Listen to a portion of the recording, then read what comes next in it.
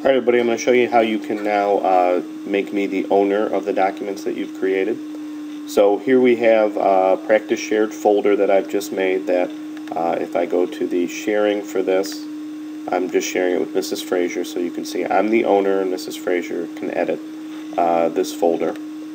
And then I have two documents in this folder, and by default, because since I'm sharing this with Mrs. Frazier, when I put stuff in here, it's shared with her as well. So you can change the ownership in two ways. So I'm going to show you how to do this very quickly. The first way, I'm just going to right-click on the practice document and go to Share. And then you'll see how I am the owner, Mrs. Frazier can edit. I'm going to give her ownership of this. So I'm going to click next to her name and say Can Edit. And I'm going to say Is Owner. And I am now going to save those changes. So notice how now I'm an editor, but she's the owner. Okay, the other way that you can do it from within the presentation, so if I go ahead or within the document, I'm going to go ahead and open it. It's the same thing, just a different way to do it. I'm going to click on Share. And again, you'll see for this presentation, I'm the owner of the presentation, Mrs. Frazier is an editor, and I'm just going to go ahead and make her the owner of that.